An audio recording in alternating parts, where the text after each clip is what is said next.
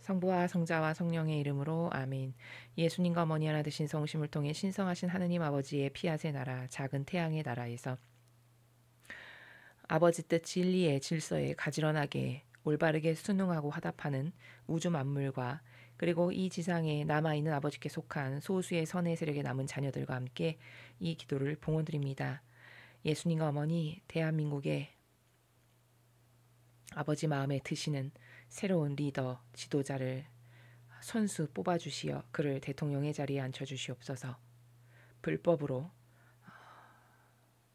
그리고 역겨운 마귀들의 속임수로 계략과 책략을 통하여 정권을 탈취하고 빼앗은 저 사탄의 무레배들을 머리부터 말단에 가장 마지막에 있는 그 말단에 이르기까지 하나도 남김없이 모조리 다 뿌리째 캐내어 정의의 아버지의 분노의 그 불 아래 모두 봉헌드립니다.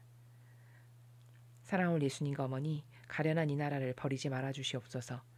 아버지께 울부짖고 탄원하며 고행과 극기와 사랑을 드리며 이 나라가 지은 죄를 매일 배상과 보속하고 있는 저희 사명과 아버지께 속한 자녀들이 바치는 기도를 불쌍하고 가련히 여겨 들어주시옵소서. 그리하여 아버지께서 새로운 천년 왕국을 이 지상에 건설하실 때 부디 대한민국이 그 천년 왕국의 선두주자가 될 수 있도록 아버지께서 친히 다스리시는 첫 번째 국가가 될 수 있도록 그것에 걸맞는 영혼들을 아버지께서 손수 새로 뽑아주시어 모든 각계각층의 다양한 분야와 자리에 친히 그 리더들로 다 아버지께서 앉혀주셔서 아버지 뜻이 다스리는 나라가 되도록 그렇게 새롭게 건국될 수 있도록 기회를 주시기를 간절한 갈망으로 축원드립니다. 그것을 이루시기에 합당한 모든 일들은 저희 사명이 배상과 보속을 드리겠습니다. 아버지가 건설하시고자 하시는 나라에 걸맞지 않는 역겨운 죄악과 모욕과 치욕과 수치와 배은망덕과 모욕을 드렸던 이 나라가 저지른 모든 죄악을 저희 사명이 배상과 보속을 드리오니 부디 너그러이 받아주시어 용서하여 주시고 이 나라에 남아있는 선의 세력의 백성들을 보셔서라도 다시 건국하여 주시기를 간절한 갈망으로 축원드립니다. 이 모든 기도 우리 주 예수 그리스도의 이름으로 기도드리나이다. 아멘. 성부와 성자와 성령의 이름으로 아멘. 안녕하십니까. 하느님의 뜻성계 피아스녀입니다. 오늘은 신명기 16장과 17절의 내용을 좀 학습해 보도록 하겠습니다. 먼저 본문을 읽고 여러분들과 함께 오늘 성경 말씀을 통해서 우리가 배워야 할 것들은 어떤 내용인지 살펴보도록 하겠습니다. 신명기 16장 과월절과 무교절, 추수절과 초막절, 재판관은 공정해야 한다. 다른 신을 섬기는 사람을 처형하는 법. 너희는 아비벌을 지켜 너희 하느님 주님께 과월절 제사를 드려야 한다. 너희 하느님 주님께서 너희를 이집트에서 건져내신 것이 바로 이 아비벌 어느 날 밤이었다. 너희는 주님께서 주님의 이름을 두시려고 고르신 곳에서 양과 소를 잡아 너희 하느님 주님께 과월절 제물로 바쳐야 한다. 이 제물과 함께 누룩이 든 떡을 먹으면 안 된다. 그 후 이래 동안도 누룩이 들지 않은 쓴 떡을 먹어야 한다. 너희는 이집트 땅에서 쫓기듯이 나왔는데 그렇게 하여 이집트 땅에서 나올 때 일을 평생 기억하게 될 것이다. 그러므로 이래 동안 네 지경안 어디에서도 누룩이 보여선 안 된다. 첫날 저녁에 잡은 제물고기를 이튿날 아침까지 묵히면 안 된다. 과월절 제물은 너희 하느님 주님께서 주신 성읍이라고 해서 아무 데서나 잡는 것이 아니다. 너희 하느님 주님께서 주님의 이름을 두시려고 고르신 그곳 밖에서는 아무 데서도 잡을 수 없다. 거기서 과월절 제물을 잡는데 그 잡는 시간은 너희가 이집트를 떠나던 바로 그 시간, 즉 초저녁 해질 무렵이다. 너희는 너희 하느님 주님께서 고르신 곳에서 그것을 삶아 먹고 아침이 되면 길을 떠나 각자 자기 천막으로 돌아가야 한다. 그리고 엿새 동안 누룩이 들지 않은 떡을 먹다가 이렛날은 너희 하느님 주님께 올리는 축제 마감날이므로 모든 생업에서 손을 떼어야 한다. 추수절과 초막절, 그로부터 7주간을 세어라. 밭에 서 있는 곡식에 처음 낫을 대던 그 때로부터 시작하여 7주간이 지나거든 너희 하느님 주님께서 너희에게 복을 내려주신 만큼 마음에서 우러나는 대로 예물을 바치며 너희 하느님 주님께 추수절 축제를 올려라. 그리고 너희 하느님 주님을 모시고 그 앞에서 즐겨라. 너희는 아들과 딸뿐 아니라 남종과 여종 또 너희와 한 성문 안에서 사는 레위인과 너희 가운데 있는 떠돌이 고아 과부까지 데리고 너희 하느님 주님께서 주님의 이름을 두시려고 고르신 곳에서 함께 즐겨라. 너희는 이집트에서 종노릇한 일을 잊지 말고 이 모든 규정을 성심껏 실천해야 한다. 너희는 타작마당과 포도즙을 짜는 술틀에서 소출을 거두어 드릴 때 이래 동안 초막절 축제를 올려라. 너희는 이 축제를 올리면서 아들과 딸, 남종과 여종, 너희가 사는 성문 안에 있는 레위인, 떠돌이, 고아, 과부들도 함께 즐기게 해야 한다. 너희는 이래 동안 주님께서 고르신 곳에서 너희 하느님 주님께 축제를 올려야 한다. 너희 하느님 주님께서 너희 손으로 일하여 거두는 소출에 복을 내려주시는데 어찌하여 즐기지 않겠느냐. 너희 가운데 남자는 누구든지 1년에 3번 가을절과 추수절과 초막절에 너희 하느님 주님께서 고르신 곳에 와서 그분의 얼굴을 배워야 한다. 그러나 아무도 빈손으로 주님의 얼굴을 뵈러 오면 안 된다. 모두들 너희 하느님 주님께 복받은 만큼 예물을 들고 와야 한다. 재판관은 공정해야 한다. 너희는 너희 하느님 주님께서 너희 각 지파에게 주시는 성읍마다 재판관과 관리를 세워 백성을 공평무사하게 다스리도록 해야 한다. 법을 왜곡시키면 안 된다. 체면을 보아도 안 된다. 뇌물을 받아도 안 된다. 뇌물은 지혜로운 사람의 눈을 멀게 하고 죄 없는 사람의 소송을 뒤엎어버린다. 정의, 그렇다. 너희는 마땅히 정의만을 찾아라. 그리하여 너희는 살아서 너희 하느님 주님께서 주시는 땅을 차지할 것이다. 다른 신을 섬기는 사람을 처형하는 법. 너희가 쌓은 너희 하느님 주님의 제단 옆에 무슨 나무로든지 아세라 목상을 만들어 세우지 못한다. 또 너희는 석상도 세우지 못한다. 이것은 너희 하느님 주님께서 싫어하시는 짓이다. 주님의 말씀입니다. 하느님 감사합니다. 오늘 이제 신명기 16장에는 다양한 축제들이 나오죠. 그리고 이제 뭐 재판을 공정하게 하는 법. 그리고 이제 마지막에는 우상 숭배를 했을 때 아버지께서 그것을 어떻게 응징하시는지 이런 내용에 대해서 지금 우리가 본문을 보았습니다. 지난 시간에 우리는 어떤 내용에 대해서 배웠냐면 7년마다 한 번씩 만약에 너의 동족이 빚을 졌어. 근데 갚을 능력이 안 됐어. 근데 이제 7년이 됐다. 그럼 7년차 되는 해에는 그 빚을 탕감해 줘라. 이런 내용에 대해서 하느님 아버지께서 주시는 말씀을 배웠습니다. 또 만약에 집안에 종을 한 명 쓰고 있는데 그 종이 같은 동족이야. 근데 이제 7년이 됐어. 그러면 그 종도 해방시켜줘라. 이렇게 말씀하시는 내용이었죠. 근데 만약에 그 빚을 진 사람이 외국인 이방인이거나 혹은 종이 너의 동족이 아니라 이방인이다. 그러면 똑같이 동족일 경우하고 똑같이 대하지는 말고 그걸 다 갚게 하라는 이런 어떤 차별적인, 그러니까 세상을 살아가는 사람이 관점으로 봤을 때는 저건 차별이 아닌가 이런 생각이 들 만한 내용에 대해서 지난 시간에 우리가 학습을 했습니다. 그러면서 핵심적인 건 무엇이었냐면 인간은 병든 사고방식을 하기 때문에, 즉 병든 사고방식이라는 거는 진리에 근거하지 않은 게 다 병든 사고방식이죠. 본인의 역겨운 자아라든가 어디서 갖고 온지도 모르는, 어디서 끌고 왔는지도 모르는 이상한 기준들, 진리가 아닌, 그리고 병든 기호나 정서나 경향에 근거해서 매번 기준이 달라지고 변덕스럽게 이땐 이렇게 적용했다가 이땐 이렇게 적용하는 이런 것은 다 사탄이 주는 의견들이죠. 근데 대다수의 사람들은 그 의견에 따라서 세상의 모든 것들을 결정하고 단정을 짓고 그것에 근거하여 말하고 생각하고 이렇게 생활을 하고 있죠. 아버지가 주시는 사랑이 맞는 거예요. 우리가 지난 시간에 15장에서 배운. 그럼 세상 사람이 그걸 차별이라고 여기는 건 뭐냐? 사랑이 뭔지를 모르기 때문이라는 거죠. 예, 사랑은, 그럼 본인은 그런 차별적인 사랑을 지금 하지 않고 있냐? 하고 있습니다. 본인도. 어떻게 입증이 가능하냐? 자신도 자기 자식과 옆집 아이는 분명히 반드시 다르게 대하고 있어요. 맞죠?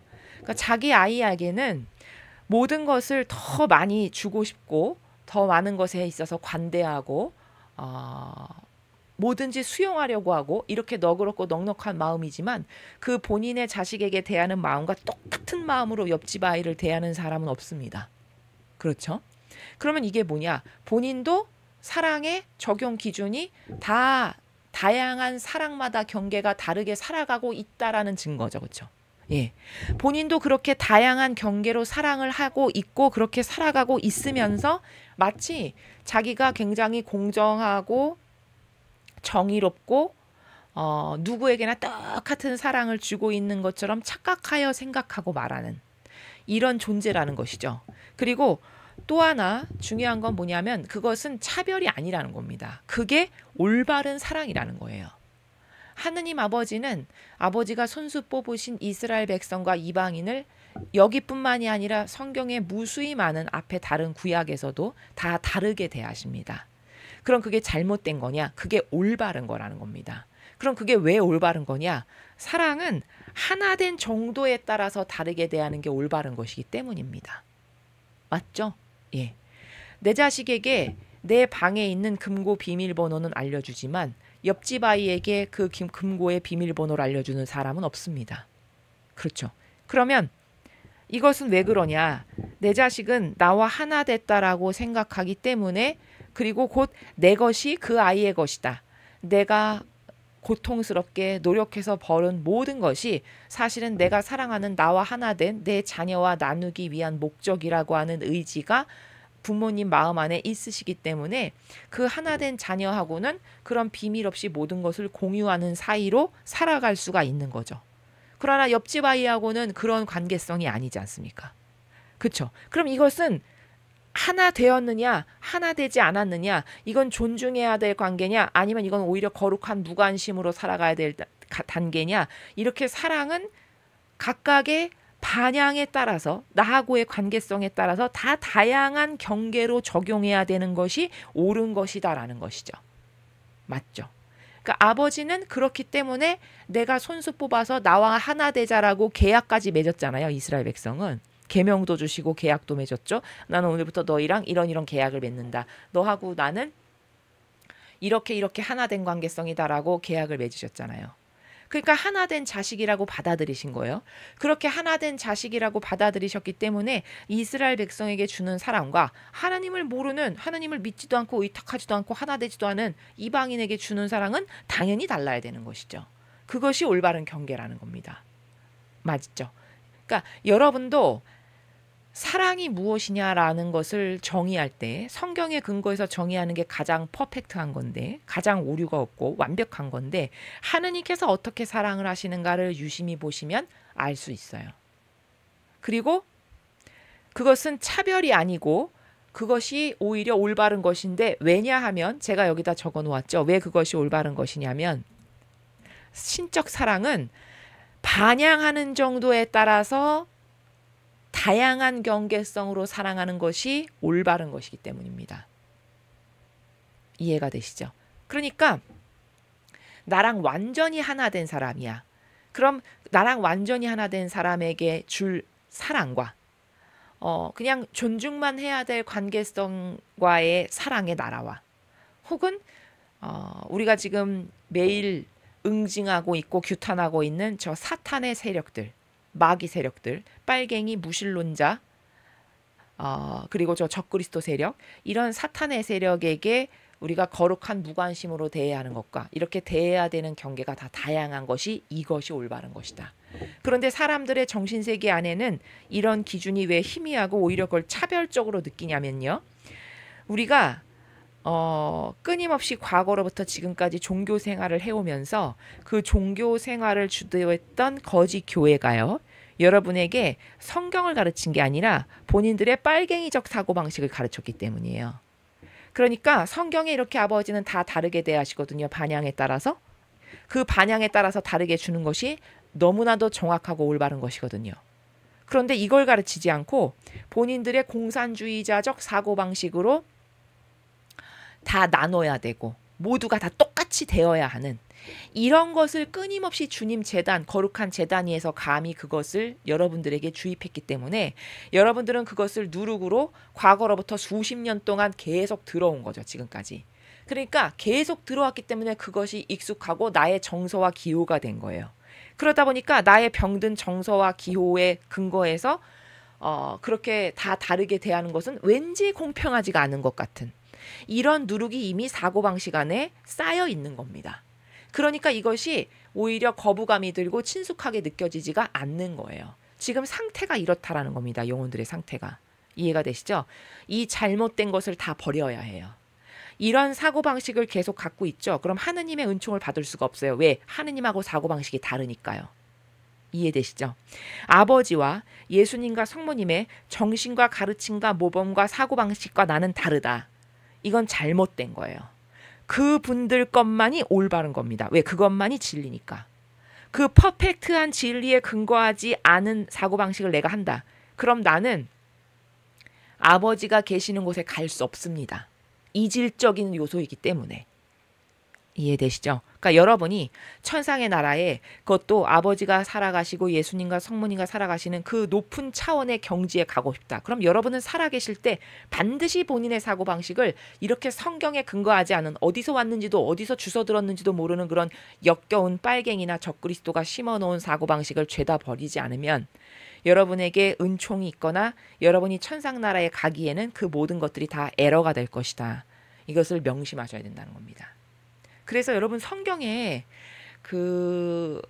이런 부분 있죠. 제가 지금 이게 나오니까 갑자기 생각이 나는데 아침에 온 일꾼이나 점심에 온 일꾼이나 저녁에 온 일꾼이나 거기 보면 성경에 신약 성경에 다 똑같이 일한 값을 주는 그런 부분이 있죠. 기억나시나요? 예. 여러분은 그 성경 말씀을 어떻게 이해를 하고 오셨나요? 지금까지. 저는 제가 예전에 그 거짓교회에서 종교 생활을 할 때 그 부분이 성경 중에 가장 이해가 안 가는 부분이었어요. 항상 그 부분이 미사 시간에 나오잖아요. 그 성경 부분이. 그러면 맨날 마음속에 드는 의문이 아니 왜 아침에 온 사람과 저녁에 온 사람과 점심때 온 사람을 다 똑같이 주실까? 저건 아무리 봐도 불공평한 것 같은데 이 생각이 끊임없이 드는 거예요. 아니 아침에 온 사람이 가장 많은 시간을 일했고 저녁에 온 사람이 가장 조금 일했는데 저녁에 온 사람과 아침에 온 사람을 똑같이 돈을 주면 아침에 온 사람은 당연히 불평불만이 있을 수밖에 없는 거 아닐까? 이 생각을 항상 했습니다. 근데 한 번도 그 교회에서 물어본 적이 없어요. 누구에게도. 왜? 물어봐봤자 똑바로 대답을 못 해줄 거라는 걸 너무 잘 아니까 제가. 한 번도 그 교회에서 종교 생활을 할 때 뭘 물어봐서 속 시원하게 대답해 준 사람이 단 한 명도 없었습니다. 저에게. 그러니까 그냥 아예 접어버린 거죠. 그 의문을 끊임없이 갖고 살다가 제가 이제 이렇게 하느님의 일꾼으로 살면서 진리를 배우고 아버지의 은총으로 진리를 깨닫고 알고 발견하게 되고 이렇게 하면서 그게 무슨 내용인지를 이제 완전히 알았어요. 여러분 그게 뭐냐면요. 그게 하느님이 차별하시는 존재가 아니시고요. 그건 돈의 개념으로 이해를 하는 게 아니고요. 사랑의 나라의 관점으로 이해를 해야 되는 겁니다. 즉 무슨 말이냐면요. 사랑은 자유자재하다는 거예요. 이해되시나요? 그러니까 제가 그걸 풀어서 말씀을 드릴게요. 아침에 온 애나 저녁에 온 애나 저녁에 온 애가 더 내 마음에 들고 그 아이의 반향이 더 나랑 하나 되고 예뻐. 그러면 그 저녁에 온 아이에게 내 돈을 내가 준다라고 해서 그게 왜 잘못이니? 성경에 그렇게 나오죠. 그렇죠? 그러니까 이거는요.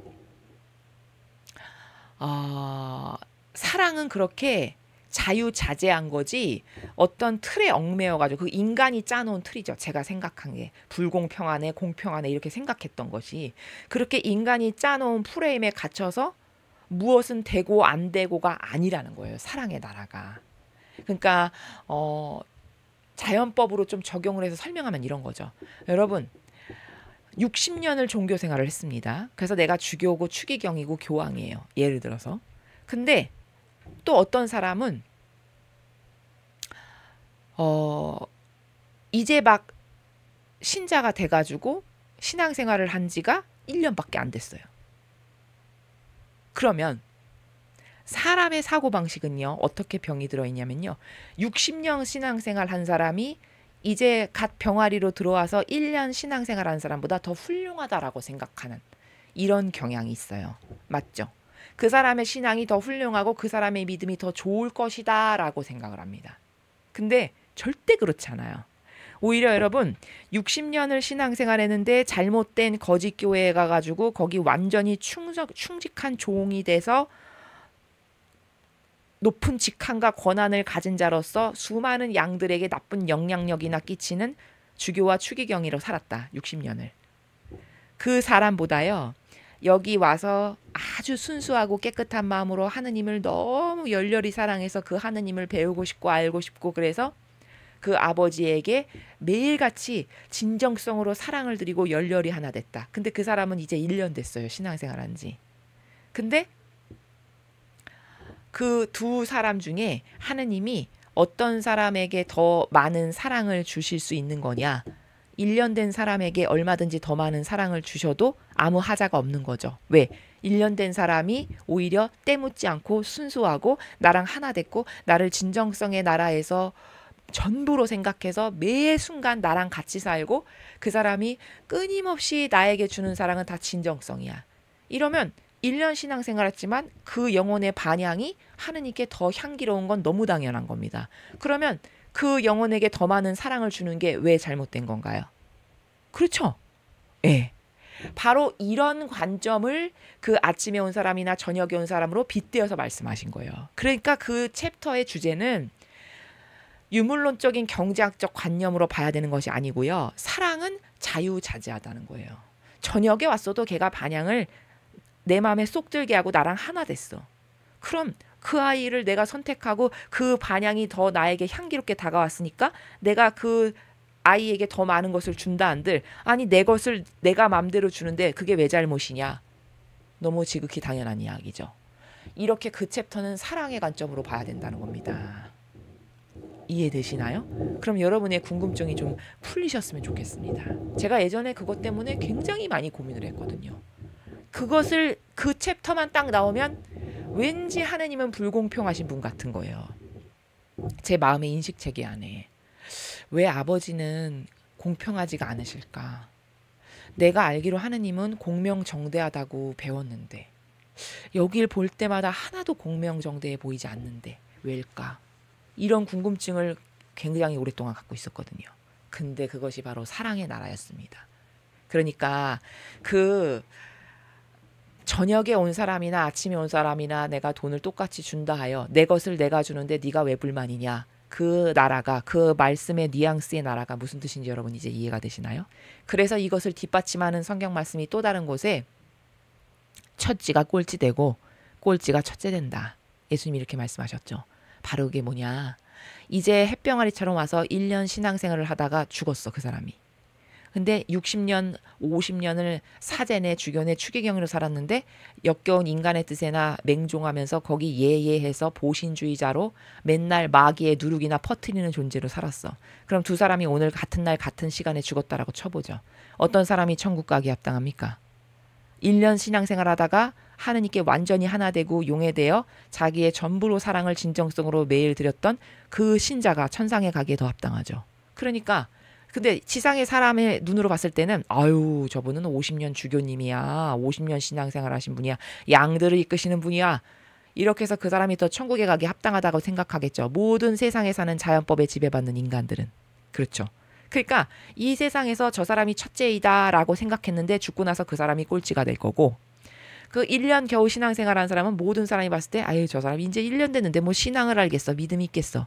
이렇게 생각하였으나 죽고 나면 그 사람이 천상에 갈 거. 그것을 두고 예수님이 첫째가 꼴찌되고 꼴찌가 첫째 될 것이다. 이렇게 말씀하신 겁니다. 얼마나 명확하고 퍼펙트합니까? 그렇죠.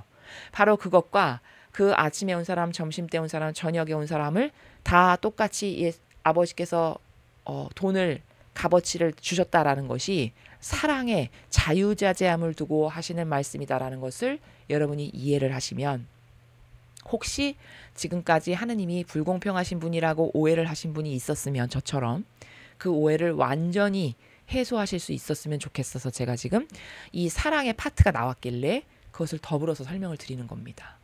즉 그토록 신적 사랑이라는 것은 반향에 따라서 상대가 어떻게 반향하느냐에 따라서 다 다양한 경계로 사랑하는 이것이 올바른 것이다라는 겁니다. 아니 우리도 부모님들 잘 생각해 보세요. 자식이 많아도요. 더 이쁜 자식이 있죠. 예, 있습니다. 분명히. 자식이 5이고 7이고 10명이면요. 그중에 더 마음에 들고 더 이쁜 자식이 있게 마련이에요. 그럼 그게 죄입니까? 아닙니다. 너무 당연한 거죠. 왜? 그 자식이 이쁜 짓을 하니까.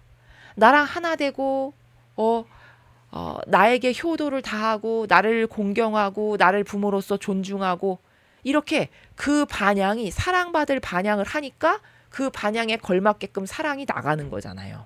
그게 맞는 거라는 거죠. 그렇죠. 하느님도 그렇게 사랑을 주십니다. 근데 이걸 똑같이 해야 된다? 그 똑같이 해야 된다가 다 막이에요. 여러분. 그게 그 사고방식이 막이라는 걸 여러분이 철저히 인지하셔야 됩니다. 그러니까 뭐 맨날 똑같이 나눠라라는 거. 사랑도 다 마치 공평하게 똑같이 다 해야 된다는 거. 이게 다 막이라는 겁니다. 아시겠죠? 현대인은 다 이것에 속아서 살고 있거든요. 본인도 그렇게 똑같이 대하지 않으면서 사실은 그렇게 살고 있지 않으면서 또 이런 어떤 공적인 것에 가서는 자기가 모든 것을 똑같이 대하는 사람인 것처럼 잣대를 들이대고 생각하는 것은 이것은 지금 사고방식 안에 심각한 오해 때문에 밸런스가 맞지가 않는 거죠. 이해되셨죠? 그래서 사랑은 다양한 경계가 있는 거고 다 반향에 따라 다르게 받는 것이다. 그것이 공정한 것이다. 라는 것을 우리가 지난 시간에 학습을 했습니다. 오늘은 뭐 다양한 여기 축일들이 나오죠. 뭐 과월절, 무교절, 좀 더 가면은 추수절과 초막절이 있고 이런 절기는 어떻게 지내야 하고 제물은 어떻게 바쳐야 하며 이런 것들을 다 이야기하고 있습니다. 그럼 우리가 오늘 이 16절에서 봐야 될 건 이렇게 다양한 축제일이나 기념일을 아버지는 왜 정하셨을까? 먼저 거기에는 교육적 차원의 이유가 있습니다. 예를 들면 이제 이집트에서 나오던 그 때를 기리기 위해서 너는 누룩을 넣은 빵을 7일 동안 먹지 않아야 하고 쓴 빵을 먹어야 되고 이런 이야기를 하시죠. 앞에 과월절, 무교절 같은 거 이야기하실 때. 그건 왜 그렇게 하냐면 인간의 나약성이 본인들이 하느님의 은총으로 오늘날 이렇게 좋은 곳에서 살아가고 있다라는 것을 금세 잊어버리게 되는 망각의 존재잖아요. 인간의 그 나약성과 한계가. 그런데 그것을 망각하면 하느님과의 관계가 또 멀어질 거고 하느님을 똑바로 공경하거나 사랑하는 그 마음이 희박해지겠죠. 그렇게 될 거라는 것을 너무 잘 아시니까 아예 날을 정해서 매년 그 날짜가 되면 너희가 얼마나 핍박받고 척박한 환경에서 살았으며 하느님이 너희를 얼마나 사랑하셔서 그렇게 이집트에서 종살이하던 것을 이끌어내서 오늘날 너희 손으로 아무것도 하지 않고 다 하느님의 은총과 안배로 여기까지 와서 살게 되었음을 잊어버리지 말고 그러한 하느님께 항상 감사드리고 사랑을 드릴 줄 알아야 된다. 이런 교육적 차원의 이런 훈육이 끊어지면 안 되니까 매년 그 기념일을 해서 기억해서 후손들에게도 전해지게끔 하기 위한 이런 교육적 차원이 있고요. 그 다음에 또 이런 다양한 어떤 절기나 기념일이 있는 이유는 하느님의 나라가 그리고 아버지의 사랑이 어떤 것인지를 깨닫게 하시기 위해서예요. 그러니까 아버지는 즉 천상의 나라가 그렇고 하느님 아버지의 사랑의 나라가 이렇게 자녀들과 함께 축제를 지내시는 것을 행복하게 여기시는 나라라는 거죠. 이것은 너무 이해가 잘 되는 것이 왜 우리도 명절 축제를 지내죠. 그럼 명절 때가 되면은 부모님들이 자손들 와봤자 북적북적하고 정신 사납고 준비하셔야 될 것도 많고 힘드실 거 아니에요. 근데도 그렇게 자손들 오는 걸 좋아하시죠? 부모님들께서. 그건 왜 그러냐? 와서 북적북적거리고 제잘제잘 조잘조잘거리면서 할머니 할아버지 앞에서 떠들고 이쁜 짓도 하고 이런 걸 보시는 걸 행복이라고 여기시는 거죠. 예, 그래서입니다. 하느님 아버지도 똑같으시다는 거예요.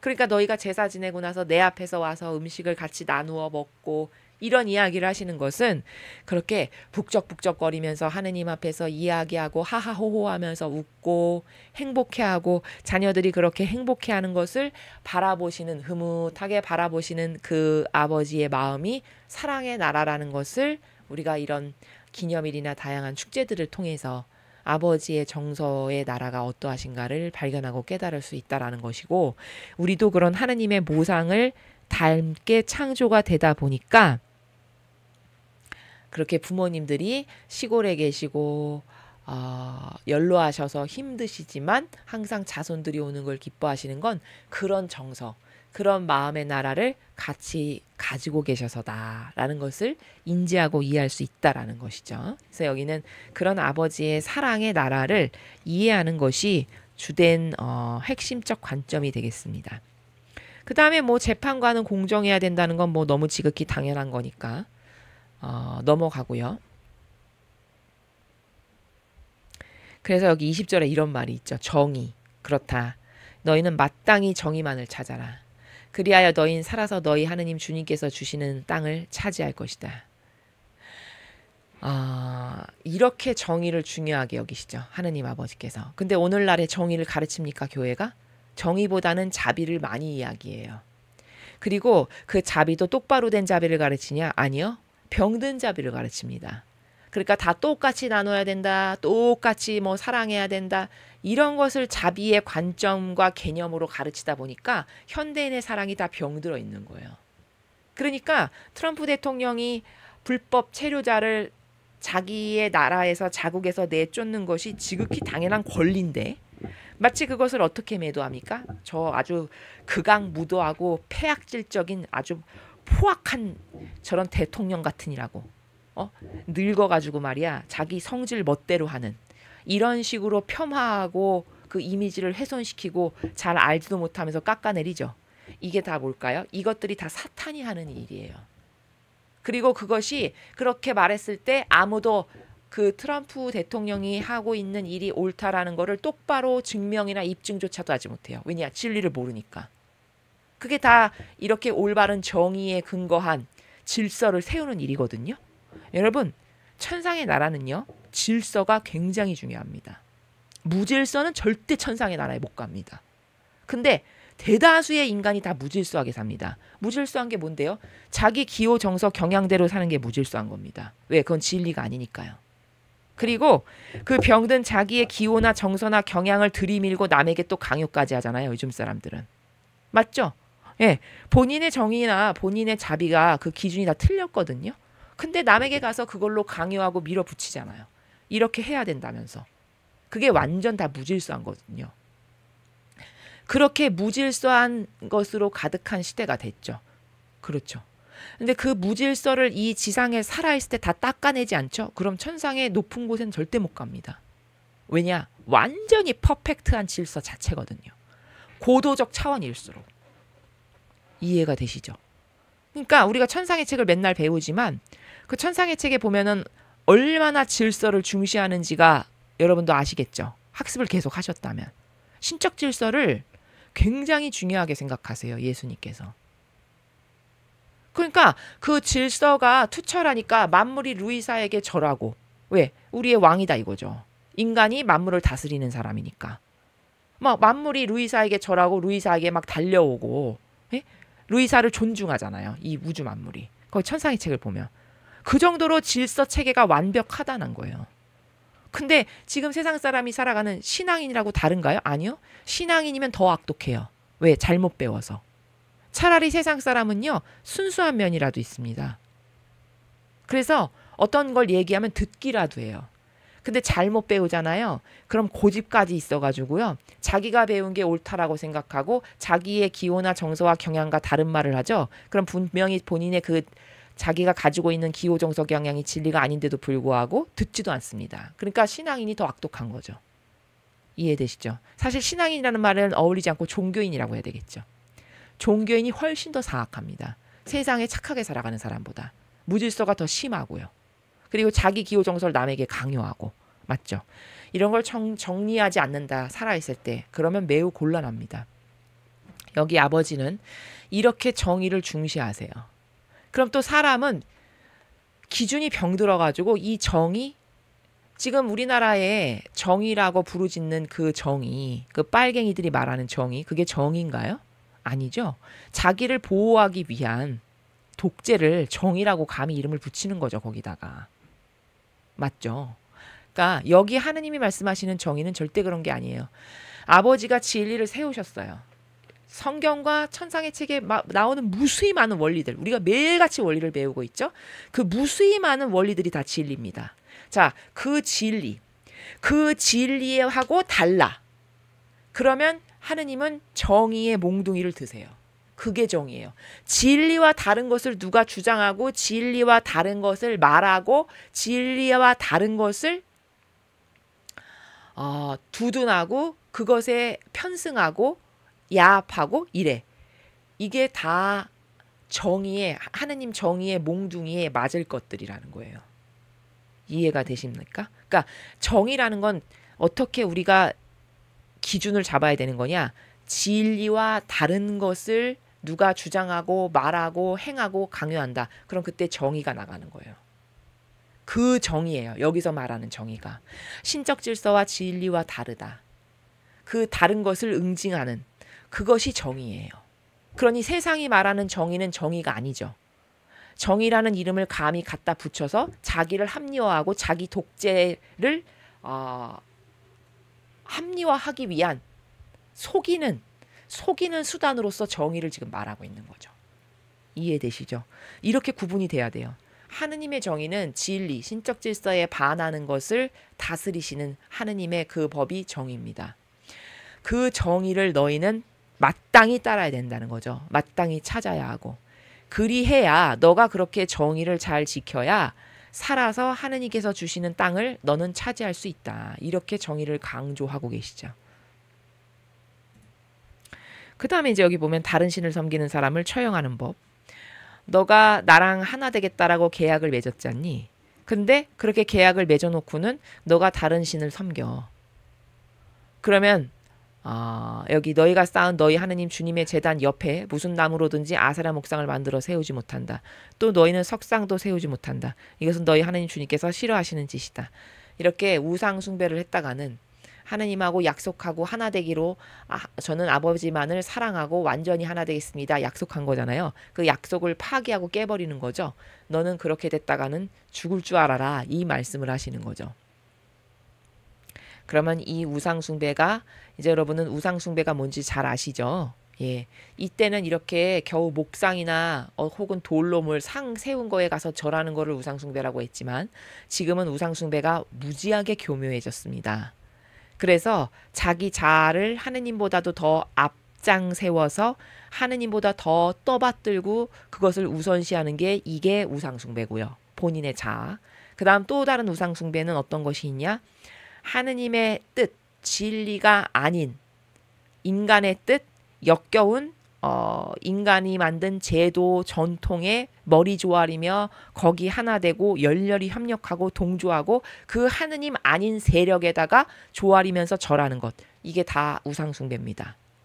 그러니까 현대인의 우상숭배는 자아를 믿고 따르는 우상숭배와 하느님이 아닌 인간이 변질시켜 조작해 만든 제도 전통에 머리 조아리면서 거기 신처럼 떠받드는 이 두 가지의 우상 숭배가 존재한다라는 것을 여러분이 인지하실 수 있겠죠.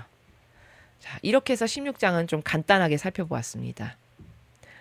자, 그러면 16장 간단하니까 오늘 17장까지 한꺼번에 묶어서 학습을 해보도록 하겠습니다. 신명기 17장 이스라엘의 최고 법정, 이스라엘의 왕도. 너희는 흠이 있거나 결함이 있는 소와 양을 너희 하느님 주님께 제물로 잡아 바치지 마라. 그런 것은 너희 하느님 주님께서 역겨워하시는 짓이다. 너희 하느님 주님께서 주시는 어느 성 안에서든지 남녀 불문하고 너희 하느님 주님의 눈에 거슬리는 일을 하는 사람이 생겨 하느님께서 맺어 주신 계약을 깨트리는 일이 있을 것이다.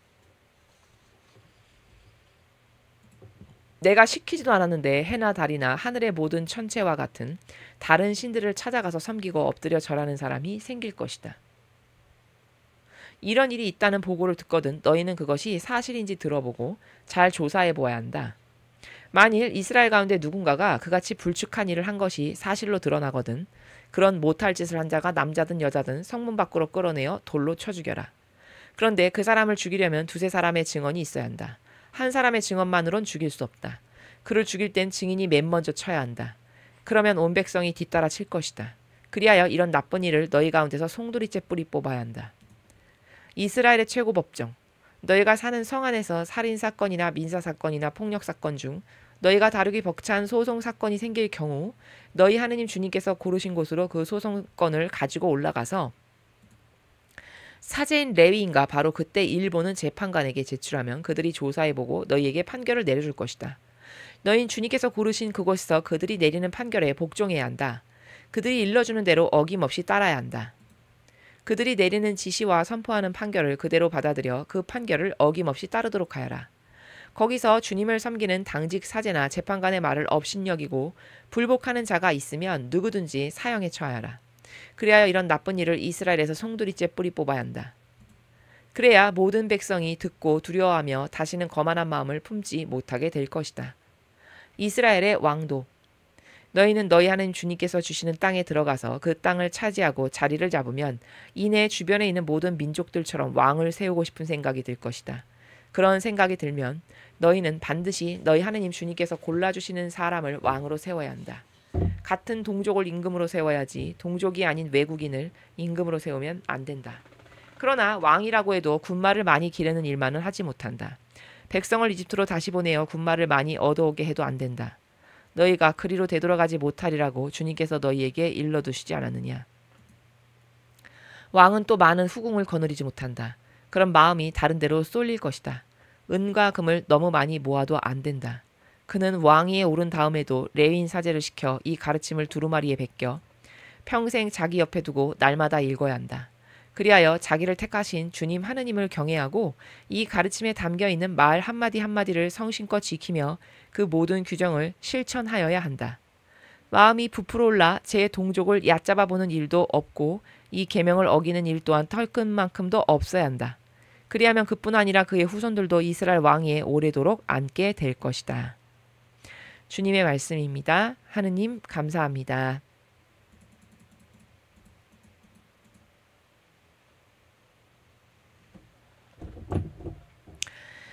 17장에 이제 보면은 앞에는 이제 제물을 바칠 때 하느님께 어떤 제물을 바쳐야 하는가에 대해서 말씀하시죠. 너희는 흠이 있거나 결함이 있는 소와 양을 너희 하느님 주님께 제물로 잡아 바치지 마라. 그런 것은 너희 하느님 주님께서 역겨워하시는 짓이다. 여러분, 이거는 기본이죠, 기본. 그쵸? 아니 내가 누군가에게 선물을 주는데 먹다 남은 걸 준다든가, 뭐서 기념품으로 받아서 이렇게 뭐 기념품이라고 써 있는 그런 걸로 준다든가, 예? 입던 옷을 싸서 준다든가 이런 사람은 없죠. 예. 인간의 보통 그냥 양심이 바르고 정직하고 윤리도덕이라는 걸 지키고 사는 사람이면 사람에게도 그런 걸 안 주는데 하느님께 이런 걸 바치지 않겠죠, 잘. 예. 근데 사실 이런 일을 누가 많이 했냐면요, 이 시대에 일반 시민이 이런 일을 많이 하질 않아요. 그러니까 신자들이 이런 일을 하는 게 아니고요. 지금으로 빗대서 말하면 물론 간혹가다 그런 사람도 있겠지만은 보통의 신자들은 하느님을 경외하고 두려워하는 마음이 있기 때문에 감히 이런 짓을 잘하지 못합니다. 다 이런 비리나 불법은 누가 저지르죠? 권한을 가진 자가 저지르는 거죠. 일반 백성에게 무슨 권한이 있습니까? 무슨 힘이 있습니까? 하느님을 두려워하고 오히려 경외하지. 그렇지 않나요? 예, 보통은 그렇죠. 그러니까 지금 저기 1절에 말씀하시는 저것은 뼈 있는 말씀이에요. 누구에게 들으라고 하시는 말씀이냐? 이런 도둑질을 누가 하는가? 사제가 이런 역겨운 짓을 하는 거예요. 어떻게? 백성은 가장 좋은 양을 가져옵니다. 하느님께 바치려고. 가장 좋은 양을 가져오죠? 그러면 이 시대의 바리사이법학자라고 하는 자. 그 자가 그 가장 좋은 건 자기가 갖고 다리 저는 양, 눈 하나 잘 안 보여서 이렇게 짝짝이 눈 된 그런 동물, 이런 것을 살라 바치는 일을 사제가 해요. 사제직이. 그렇게 해서 본인이 착복하는 거예요. 이해되시죠? 예나 지금이나 이런 비리는 권한을 가지고 있는 자가 하는 거지 아무 권한도 없는 사람은 이런 비리를 할 생각조차 못합니다. 여러분이 하느님께 제물을 바치는데 감히 이런 걸 할 생각을 하십니까? 대다수의 분은 안 그러시죠? 감히 그런 생각조차도 안 하시잖아요. 그렇죠. 그렇게 할 수가 없습니다. 보통의 정상적인 시민이고 주님 백성이라면. 다 이런 것은 누가 하는 거냐? 아니 나라의 비리도 누가 저지릅니까? 예?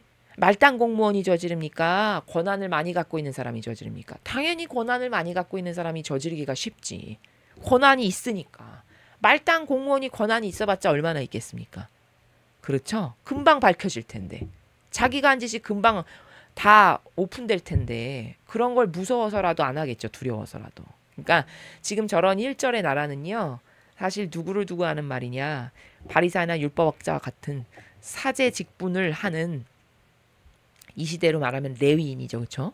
사제직을 하는 그런 권한을 가진 자들이 저런 비리를 저지르기가 훨씬 쉽고요. 그들을 두고 하시는 말씀이다라는 걸 우리가 알 수 있습니다. 뉘앙스로 알 수 있는 거죠.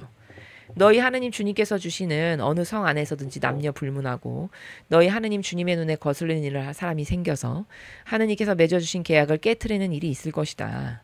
내가 시키지도 않았는데 해나 달이나 하늘의 모든 천체와 같은 다른 신들을 찾아가서 섬기고 엎드려 절하는 사람이 생길 것이다. 너는 분명히 또 우상 숭배를 할 거야. 이런 말씀이죠. 자, 여러분 여기 잘 보세요. 섬기고 엎드려 절한다. 이렇게 표현하셨죠. 이렇게 말씀하셨죠. 그러니까 섬기고 엎드려 절한다가 우상 숭배인데 이거를 다시 의역을 하면 예전에 제가 강의할 때 하느님 아닌 것에 절하는 게 우상 숭배입니다. 제가 이렇게 말씀을 드린 적이 있었어요. 그랬더니 어떤 분이 이메일로 질문을 하셨어요. 그러면은 제사 때 조상님들에게 절하는 것도 하지 말아야 되나요? 우상 숭배인가요? 이렇게 물어보셨어요. 여러분 이거 어떻게 생각하십니까? 우상 숭배인가요? 제사 때 조상님들에게 절하는 거? 아니죠?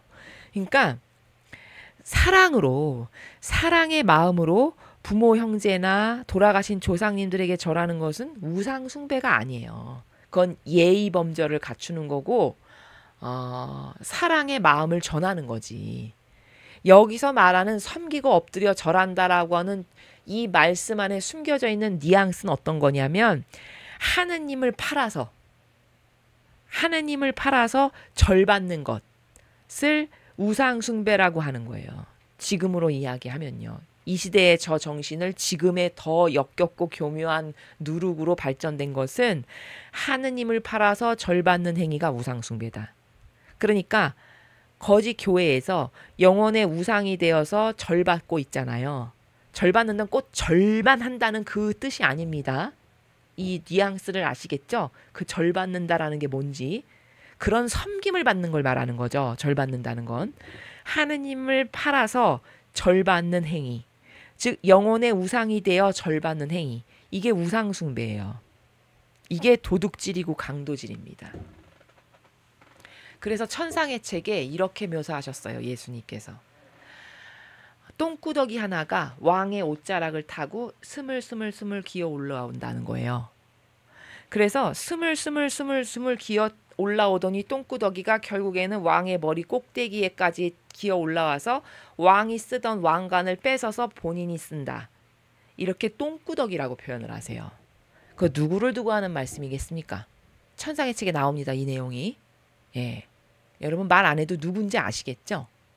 예. 하느님을 흉내내는 하느님 팔아서 그렇게 본인이 똥구더기라고 왜 표현을 하셨을까요? 본인의 수준이 똥구더기만큼 보잘것없는 비천하고 미천한 존재라는 거죠. 그렇게 똥구더기인데 감히 똥구더기가 왕의 옷자락을 타고 기어 올라오더니 왕의 머리까지 올라가가지고 이제 왕의 왕관을 뺏어서 본인이 썼다. 이렇게 말씀을 하십니다. 그럼 100년 전에 그런 말씀을 하셨다면 지금은 어떻겠어요? 상상을 해보십시오. 그렇게 직설적으로 말씀하신다니까요.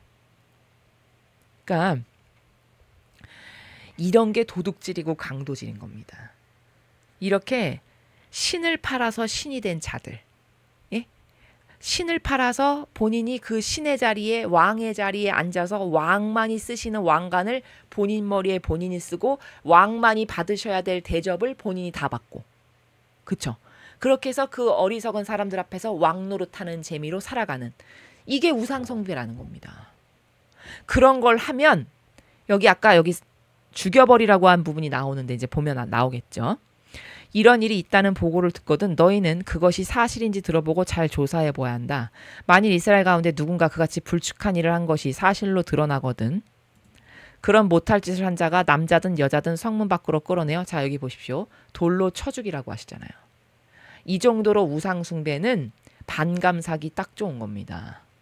아시겠습니까? 이렇게 무서운 죄악이에요.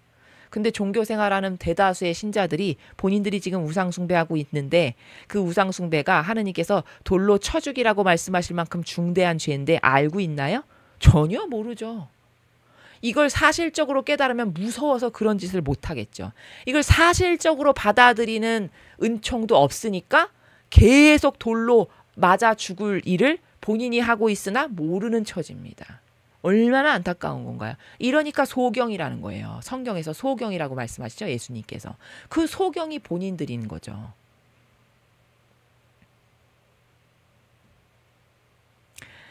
그래서 왜 이렇게 우상숭배하는 것이 크나큰 죄악이냐. 여러분 영혼은 누가 만드셨습니까? 하느님이 만드셨어요.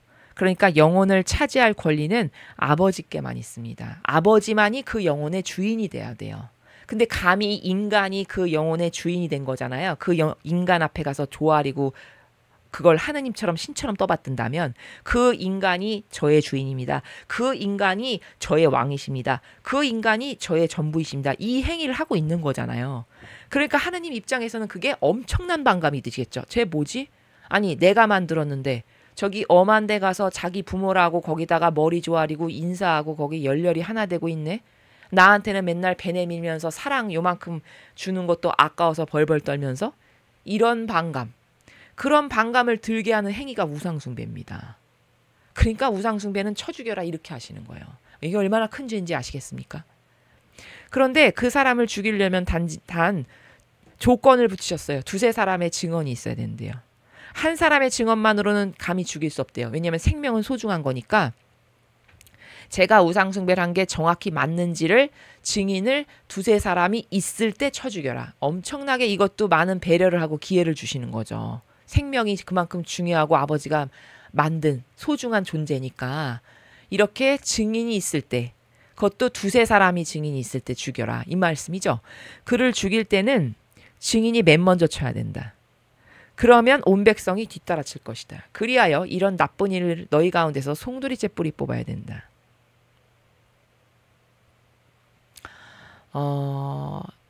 죽이는 행위도 이제 두세 명이 나왔어. 증인이. 그러면 저 사람은 우상숭배한 게 확실합니다. 왜냐하면 한 명의 증인이면은요, 여러분 그게 정확하지 않을 수 있죠, 그렇죠? 혹은 매수해서 뭐 이렇게 나쁜 짓으로 누구를 모함할 수도 있고요. 그러니까 증인이 조금이면은 매수당했거나 혹은 억하심정으로 평상시에 서로 안 좋았는데 기회는 이때다 해서 이런 걸 기회로 삶을 나쁜 사람도 있잖아요. 그러니까 그런 다양한 것을 고려하셔서 아버지는 최소 2명 내지 3명은 증인이 있다면 그래도 복수의 사람이 있으니까 그 증인은 신빙성 있고 믿을 만하다라고 여기시는 거고, 게다가 얼마나 하느님이 철저하시냐면요. 증인이 먼저 던지래요, 돌을. 그러면 이 증인이라는 사람이 자기가 그 사람을 죽이는데 앞장선 사람이 되는 거죠. 근데 만약에 이 증인이 자기가 고발한 게 사실이 아니야. 그럼 돌을 던질 때 굉장히 마음에 가책이 심하겠죠. 잘 못 던지겠죠. 이런 장치까지 하시는 거예요. 그 한 생명을 소중하게 여기시기가. 함부로 혹시라도 증인이 두세 명이 됐어. 근데 두세 명이 됐어도 그것마저도 혹시라도 또 꾸며낸 거거나 잘못될 수 있으니까 마지막에 최후의 보루에 그럼 네가 진짜 본 게 진실이면 너부터 던져봐. 이렇게 하는 거죠. 근데 이 사람이 만약에 거짓을 말했어. 그러면 던질 때 굉장히 떨리겠죠. 자기가 던져서 저 사람이 죽게 되니까. 이런 장치까지 하시는 겁니다. 굉장히 완벽하죠. 이 구약의 시대에. 그래서 이렇게 하는 시스템을 우리가 발견할 수가 있고요. 그래서 만약에 그 사람이 치기 시작했어. 그러면 저게 진짜 맞구나 해서 다른 백성들도 뒤따라서 그 사람을 쳐 죽이는, 이렇게 해서 모든 사람 앞에서 이렇게 쳐 죽이면 우상숭배 잘못했다가는 저렇게 맞아 죽으니까 절대 나는 하면 안 되겠다. 본보기도 되죠. 많은 사람 앞에서 이렇게 죽여버리면 돌 던져서 죽으면 또 비참하게 죽을 거 아니겠습니까? 엄청나게 비참하게. 그러면 모든 백성 앞에서 그 죽는 꼴을 보니까 범죄를 예방하는 것도 되잖아요. 봄으로써 나는 절대 하지 말아야지. 이런 어떤 각성이 되니까. 그런 것도 염두에 두시는 거죠. 이런 두세 가지의 장치를 하느님 아버지께서 다 여기에 심어 놓으신 거죠. 그래서 우리가 그런 것을 발견할 수 있고, 여러분 지금 이 부분이 나왔으니까 제가 좀 관련된 부분을 말씀을 드리면, 여러분이 만약에 잘 몰라서 종교 생활을 하시다가 어떤 성인을 추종했잖아요. 성인을 막 너무 좋아해서 그 성인을 막 흠숭하고 공경하고 막 이렇게 했어. 추종했어. 그러면 죽고 난 다음에 그 성인이 간 나라에 나도 따라가게 됩니다. 왜? 내가 그 사람하고 하나 되고 동조하고 협력했으니까요. 아시겠습니까? 이렇게 되는 거예요. 메커니즘이. 그러니까 사람을 그러면 성인을 무시하고 깔보라는 말이냐? 그 말이 아니죠. 존중하면 되는 거예요. 존중. 근데 하나 되는 건 누구하고만 하나 돼야 되는 거냐? 하느님하고만 하나 돼야 돼요. 성인들은 훌륭하고 거룩한 분들은 존중하면 되는 거예요. 그럼 이게 다양한 사랑의 경계예요. 우리가 앞에서 배웠듯이. 성인은 존중하면 되는 거고 하느님은 완전히 내가 하나 되어야 될 분이고 아버지의 단일성과 하나 되어야 되는 거고. 그럼 이렇게 경계가 다 있죠. 사랑의 나라가. 이런 것에 대한 구분이 되어야 된다는 겁니다. 그래야 저 사람은 존중해야 되는 거고 내가 하느님하고는 완전히 하나 돼야 되는 거고 저런 마귀는 말 섞지 말고 거룩한 무관심으로 돼야 되는 거고 이런 다양한 경계를 내가 쫙쫙 올바르게 굉장히 지혜롭고 슬기롭게 가지고 살아갈 수가 있는 것이죠. 그리고 이런 것도 생각해 보실 수 있어요. 예를 들면 지금 이 시대 사람, 구약 사람들은 여기 무슨 뭐 나무나 태양이나 뭐 달이나 별에 가서 절하면 너는 우상숭배다 이렇게 가르치시잖아요. 이게 달에 가서 절을 할 만큼 순박했던 거거든요. 이 시대 사람들은 뭐 과학기술이 발달을 했겠습니까? 가르쳐주는 사람이 있겠습니까? 거의 그냥 본능밖에 없는 상태잖아요. 그러니까 지금 사람들에 비하면 훨씬 순박하고 순수하죠. 그러니까 그 자연물의 위험에 압도돼가지고 거기 가서 절하는 거거든요. 근데 생각해 보세요. 예를 들어서 이 구약시대 사람이 어떤 오래된 막 100년 된 고목나무가 있어서 그게 굉장히 신비롭게 보여가지고 그 나무에 가서 절을 했어. 물론 그것도 우상숭배죠.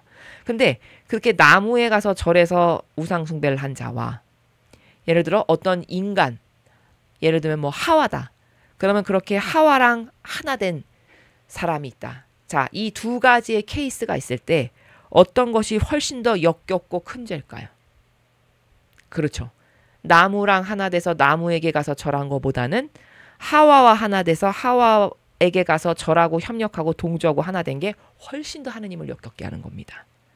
구분이 되시라고 여러분에게 이런 말씀을 드려요. 둘 다 물론 똑같은 우상 숭배지만 이해되시나요? 자, 이런 관념, 이런 개념들이 있어야 여러분이 어떤 것을 현상을 보고 어떤 상황이 닥쳤을 때 이런 다양한 경계가 생기고요. 분별이 생깁니다. 이해되시죠? 그 다음 이스라엘의 최고 법정. 너희가 사는 성 안에서 살인사건이나 민사사건이나 폭력사건 중 너희가 다루기 벅찬 소송사건이 생길 경우 너희 하느님 주님께서 고르신 곳으로 그 소송건을 가지고 올라가서 사제인 레위인과 바로 그때 일본은 재판관에게 제출하면 그들이 조사해보고 너에게 판결을 내려줄 것이다. 너희 주님께서 고르신 그곳에서 그들이 내리는 판결에 복종해야 한다. 그들이 일러주는 대로 어김없이 따라야 한다. 그러니까 이 시대는 사제인 레위인이 제사도 지내고 판결도 내려주는 사람이 역할을 했던 것이죠. 예, 왜냐하면 이제 하느님의 일꾼이다 해서 이해되시죠? 근데 이제 아버지는 이 사제가 이 레위인이 하느님의 뜻을 행하는 자다. 올바르게 행하는 자다라는 전제하에 이 레위인인 사제가 아버지 뜻만을 행하는 자라면 그가 판결할 때 복종해야 된다 이 말이에요. 이해되시죠? 그가 하느님의 일꾼이라면 진짜 하느님의 일꾼이라면 그가 어떤 것을 판결해 줘. 그러면 그 판결에 너는 복종해야 돼. 왜? 그가 하느님의 일꾼이니까. 이런 말입니다. 그러니까 재판조차도 인간의 뜻이 끼어들어서 하면 안 되고 아버지의 뜻대로 재판을 해야 하니까 왜? 그래야 진리의 근거에서 재판할 거 아니겠어요. 진리만이 퍼펙트한 기준이고 질서니까요. 그러니까 그 진리의 근거에서 재판을 해야 되다 보니까 사제인인 레위인한테 가서 재판받아라. 이렇게 말씀하시는 나라죠. 이해되셨죠? 단 이 사제인이 똑바로 하느님의 뜻을 실행하는 사람일 때라는 전제 조건이 붙어야 되겠죠. 그들이 내리는 지시와 선포하는 판결을 그대로 받아들여 그 판결을 어김없이 따르도록 하여라. 거기서 주님을 섬기는 당직 사제나 재판관의 말을 업신여기고 불복하는 자가 있으면 누구든지 사형에 처해라. 그리하여 이런 나쁜 일을 이스라엘에서 송두리째 뿌리 뽑아야 한다. 이것도 이 사제가 아버지 뜻을 똑바로 행하는 자라면 그 사제가 내리는 판결이 맞는 거고 그 판결에 너는 순종을 해야 된다.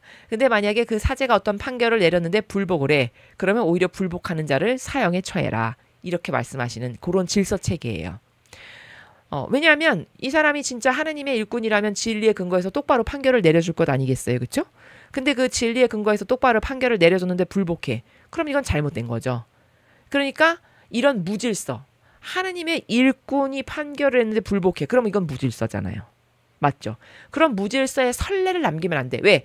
그러면 백성들이 보고 다른 사람들도 저렇게 그냥 내 마음에 안 들면은 나한테 뭐 이상하게 형량 내리면 저렇게 그냥 땡깡 몇 번 부리면 없던 일처럼 되고 땡깡 좀 세게 부리면 무서워서 감히 못하는구나. 이런 어떤 전적이나 선례를 남겨. 그러면 다른 모든 사람들도 보고 따라하겠죠. 사탄이 그 공동체에 다 퍼질 거 아니겠어요. 그렇게 되면 안 되니까 그런 무질서는 안 되니까 그런 자가 있으면 그런 사람을 오히려 사형에 처해라. 이렇게 질서를 잡아주시는 거죠. 그러니까 이것과 같은 원리가 어디에 나오냐면 모세가 이방인 여자를 아내로 맞아들였잖아요. 그쵸? 근데 그 이방인 여자를 아내로 맞아들였을 때 미리암이 지적질을 하죠. 잘난 척하면서. 지적질하고 끼어들어가지고 가르치잖아요. 아니 이스라엘은 여자가 없어서 그런 여자가 없나 왜 이방인 여자를 데려다가 아내로 맞이하고 말이야 이렇게 끼어들죠. 그랬다가 미리암이 어떻게 됐습니까? 머리끝부터 발끝까지 허연 피부병으로 뒤덮여가지고 아주 비참하기 이를 데 없는 중벌을 받죠. 하느님으로부터. 바로 그게 뭐냐, 모세가 하느님의 일꾼이에요. 아무리 부족을 해도 아버지가 내치시기 전까진 하느님의 일꾼입니다. 그쵸? 그러면 그 하느님의 일꾼을 존중해야 돼요.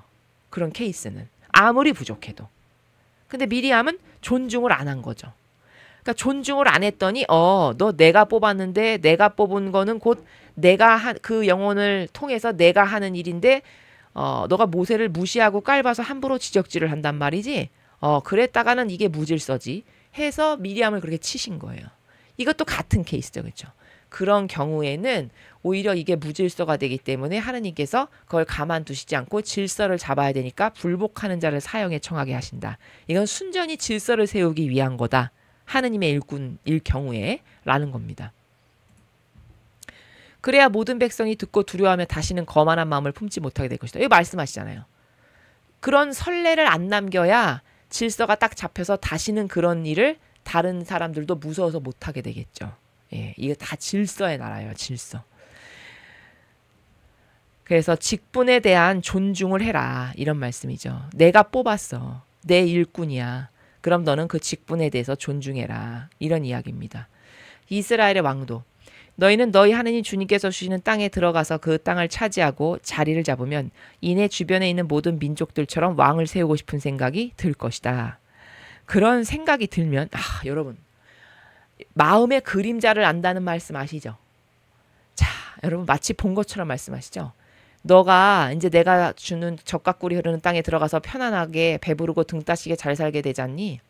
그러면 너의 주변국에 왕이 있어서 아주 그럴듯해 보일 거거든. 네 주변에 있는 국가들이 왕이 있어가지고 마치 체계가 있는 것처럼 보이고 말이야. 신식 국가인 것처럼 보이고 말이야. 너희는 그냥 보이지도 않는 신을 계속 부르짖으면서 뭐 제사나 지내고 이러고 있는데 저기는 아주 그냥 금으로 그냥 멋있게 막 왕관도 쓰고 이런 왕이 있단 말이지. 있어 보이고 신식 국가 같아 보인단 말이지. 그러니까 우리도 좀 왕을 세우자. 너넨 분명히 그런 마음을 갖게 될 거야. 본 것처럼 말씀하시는데 진짜 나중에 이스라엘이 왕을 주시오 이렇게 하잖아요. 그래서 사울을 왕으로 삼죠. 얼마나 소름 끼치게 정확합니까? 그렇죠? 그러니까 마음의 그림자를 아신다는 게 이런 나라예요. 하느님이 얼마나 사람의 그 보이지 않는, 제가 그래서 그걸 배알이라고 얘기하는데, 아무에게도 말하지 않은 나만 알고 있는 그 배알 있죠. 그걸 그림자라고 성경에서는 표현하신 거고, 마음의 그림자. 그것까지도 이렇게 다 알고 계신 분이라는 걸 여러분이 명심하셔야 됩니다. 그러니까 하느님 앞에 거짓이 있어서는 안 돼요. 이해되시죠? 여기 이렇게 본 것처럼 너는 반드시 왕을 세우고 싶은 생각이 들 거야. 근데 진짜 그렇게 됐잖아요. 그렇죠? 너가 만약에 그런 생각이 들면 너희는 반드시 너희 하느님 주님께서 골라주시는 사람을 왕으로 세워야 된다. 같은 동족을 임금으로 세워야지 동족이 아닌 외국인을 임금으로 세우면 안 된다. 자, 이것도 여러분, 이런 무질서를 너네는 얼마든지 할 수 있는 애들이야를 가지고 계시니까 이런 말씀하시는 거죠. 네. 아버지는 아주 무섭고 예리하고 날카로운, 마치 나노 단위보다 더 작은 양자 단위의 그 세계까지 아시는 분이에요. 이런 걸 보면 여러분 느끼시지 않나요? 네. 왜냐하면 만약에 이스라엘이 무질서하지 않고 이런 일을 벌이지 않을 사람들이면 이 말을 안 하시겠죠. 할 필요가 없지. 근데 이렇게까지 말씀을 다 오픈해서 하는 이유는 이렇게 될 거니까 미리 경각심을 갖게 하려고 말씀하시는 거잖아요. 근데 아니나 다를까, 사울 왕을 달라, 우리도 왕을 달라 하잖아요. 진짜 그렇게 됐잖아요. 그렇죠? 그러니까 다 알고 계신다는 거예요. 그리고 너네는 무질서한 애들이라서 말이야, 동족으로 왕을 세워야지 또 너는 이상한 이방인을 갖다가 임금으로 세울 수도 있는 애들이야, 이 말입니다. 뉘앙스가. 그러나 왕이라고 해도 군마를 많이 기르는 일만은 하지 못한다. 백성을 이집트로 다시 보내어 군마를 많이 얻어오게 해도 안 된다. 너희가 그리로 되돌아가지 못하리라고 주님께서 너희에게 일러두시지 않았느냐. 여기 이렇게 왕이 됐어. 만약에 너네 동족 가운데 왕을 세웠어. 근데 왕을 세웠어도 그 왕이라는 사람이 군마를 많이 기르는 일을 하면 안 된다. 이렇게 말씀하시죠. 이건 왜일까요? 왜 이런 경고를 하실까요? 자기 세력을 만들고 그 세력으로 힘을 쓰는 거를 좋아하니까, 인간은. 그렇죠? 군마를 기른다는 건 뭐죠? 내 병사를 많이 길러서 사적으로 내 권한과 세력을 키워서 내가 그걸로 나중에 여차하면 힘써야지. 이런 존재라는 걸 너무 잘 아시는 거예요. 그렇죠? 그렇게 하지 못하려고 아예 미리 선언적으로 이야기하시는 거죠. 다 알고 있다 내가, 이렇게. 그렇죠? 그래서 이집트로 백성을 보내서 군마를 거기서 얻어오게 하는 것도 너는 안 된다. 그러니까 이 16절은 그런 인간의 참 저열하고 저급한 속성, 그 사욕과 욕망으로 자기가 그 높은 권한과 직함과 직분과 세력과 명예를 갖기를 그토록 원하는 그 인간의 자아를 너무 잘 아시니까 이런 말씀을 하시는 거고요. 그리고 또 동시에 이 16절의 나라에 포함되어 있는 뉘앙스는 어떤 거냐면요. 사실 전쟁은 사람이 이기는 것이 아니라 하느님께서 이겨주시는 거잖아요. 그렇죠? 하느님이 하시는 거지 않습니까? 맡겨드리고.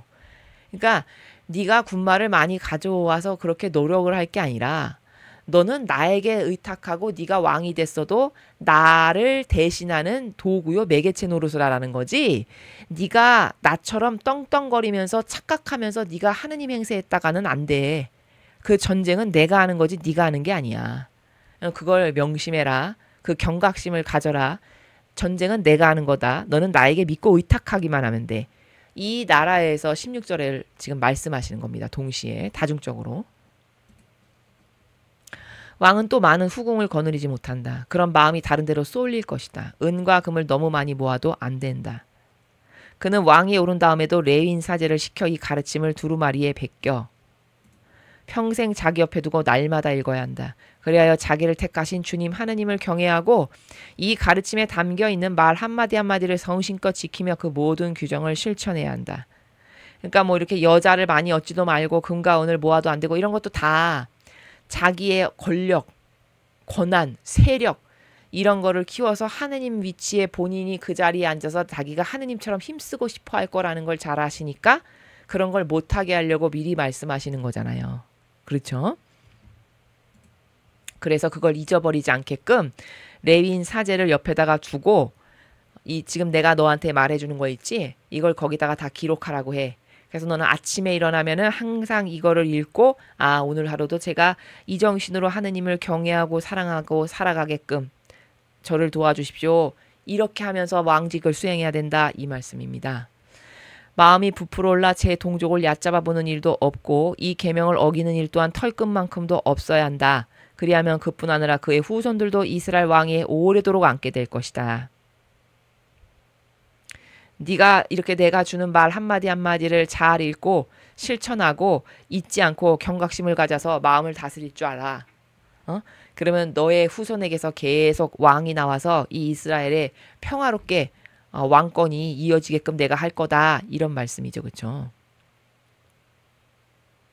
그럼 여러분 여기 아까 후궁도 많이 거느리지 말고 금가운도 많이 모아도 안 된다라고 했는데 다윗은 후궁도 엄청 많고 그 시대에 엄청 풍요하고 부자로 살았죠. 우리가 알다시피. 근데 다윗은 왜 다윗 왕은 그런 걸 다 허락하셨을까? 안 궁금하십니까? 다윗은 제가 아까 서론의 사랑은 반향에 따라 다른 거다 했죠. 바로 여기에 적용되는 겁니다. 배운 게 바로바로 적용되죠. 보통은 이러한데 보통은 이걸 지켜야 하는데 왜? 나약한 인간이 뭘 조금 권한을 갖고 뭐 좀 힘을 주면 금세 그냥 배가 빵빵하게 부풀어 올라서 교만과 자만이 그냥 솟구쳐 올라가지고 본인이 뭐라도 되는 양 착각 가운데 살아가면서 망조 들려가는 길이 뻔한 루트잖아요. 대다수의 보통의 인간의 범주가. 그러니까 그 루트로 안 가게 하기 위해서 이렇게 보편적인 것을 말씀하신 거죠. 근데 사랑은 반향에 따라 다 다른 거지 않습니까? 아까 우리가 배웠다시피. 근데 다윗은 굉장히 하느님을 진정성으로 사랑했고 하느님하고 하나 된 사람이었어요. 우리가 다윗 왕에 대해서 성경을 앞으로도 볼 거고 이미 많은 종교 생활 가운데 성경을 읽어서 알고 있지만은 하느님을 전심으로 사랑했고 아버지가 오죽하면 얼마나 다윗이 마음에 들었으면 내 아들 다윗 눈에 넣어도 아프지 않은 내 아들 다윗 이렇게 말씀하실 만큼이었잖아요. 그 정도로 하느님하고 하나 되고 하느님을 진정성의 나라에서 사랑했던 사람입니다. 그토록 반향이 좋으니까 다윗에게는 특별히 후궁이나 이런 재산을 많이 소유할 수 있게끔 하신 거예요. 왜? 이런 후궁이나 재산이 많았어도 삐딱선을 타고 교만과 자만으로 나가지 않으니까. 그의 반향이 올바르니까. 그 반향에 걸맞게끔 사랑을 주시잖아요. 그 예외적인 케이스인 거죠. 그쵸? 근데 그 자식이었던 솔로몬은 어떻게 됐습니까? 초반에는 잘했어요. 지혜와 슬기를 달라고 그러고 하느님을 막 감동시키고 야 네가 돈을 달라고도 하지 않고 네 명예를 달라고도 하지 않고 뭐 네 수명을 늘려달라고 하지도 않고 내 백성을 다스릴 지혜와 은총을 달라고 하니 야 내가 너에게 다 감동했다 하면서 초반에는 반향을 잘했습니다. 근데 그 나약성이 주변국들에서 그 후궁을 많이 데려와다 보니까 그리고 주변국에서 그 당시만 해도 다윗이 왕권을 아주 튼튼하고 강화시켜 놨기 때문에 이스라엘 주변국이 다 이스라엘에게 이렇게 머리 조아리면서 굽신거렸거든요. 그러니까 이제 점점 어떻게 될까요? 목에 힘이 들어가겠죠. 내가 최고야. 봐라 모든 나라에서 조공을 바치며 여자 바치며 그냥 나한테 잘 보이려고 안달이네. 이러면서 교만과 자만의 마음이 싹 올라온 거죠. 근데 그것을 다스릴 만큼의 역량이 안 됐던 거죠. 솔로몬이. 그렇죠. 그러니까 어떻게 돼요? 그 반향에 맞게끔 아버지께서 내가 다윗을 봐서 이런 부분이 굉장히 많이 나와요. 성경에. 그 정도로 다윗 왕이 반향을 잘했던 겁니다. 내가 다윗을 봐서 너에게 이렇게는 한다. 이런 부분이 굉장히 많이 나오거든요. 그러니까 다윗이 하느님께 잘해드렸기 때문에 사실은 솔로몬도 그 은총을 이어받은 거고요. 거기서 솔로몬이 반향을 또 잘했으면 그 후손까지도 은총이 갔겠지만 솔로몬이 반향을 똑바로 못하는 바람에 그 다음에 르호보암과 여로보암으로 갈리면서 이제 멸망의 길을 걷게 되는 거죠. 이해가 되시나요? 그러니까 이런 모든 것이 이건 보편적 질서를 말씀하신 건데 인간의 나약성을 아시는 아버지가. 그러나 다윗은 이런 보편적 질서에서 예외가 된 건 왜냐하면 그가 하느님과 완전히 하느님께 반향을 잘했고 하느님을 진정성으로 사랑했고 늘 아버지를 먼저 권리를 존중해드리고 이런 반향을 잘했기 때문에 아버지께서 배려와 선물로 허락하신 것들이라는 거예요. 다윗에게는. 그래서 다윗에게 주신 권위는 특별한 사랑으로 하느님께서 주신 것이고 그의 반향에 걸맞게. 그렇지 않은 다른 케이스는 그 바로 한 대만 지나가도 솔로몬이 다윗만큼의 반향을 못하니까 바로 그 후대에 여로보암과 르호보암으로 갈라져서 쇠락의 길로 가게끔 이렇게 되지 않습니까? 그러니까 반향에 따른 거예요. 모든 것은요. 이해가 되시나요? 네. 그래서 여기까지 이제 17장을 우리가 20절까지 학습을 했습니다.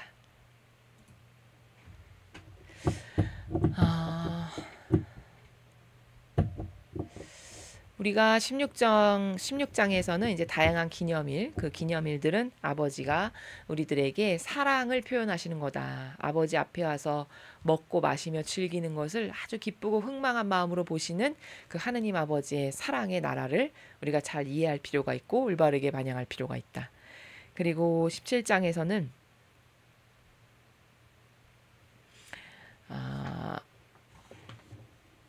우상숭배에 대해서 우리가 어떤 것이 우상숭배인가, 우상숭배가 왜 큰 죄인가 라는 것에 대해서 학습을 했고요. 그리고 사랑은 반향에 따라서 아버지께서 다 다르게 주시는 것이다.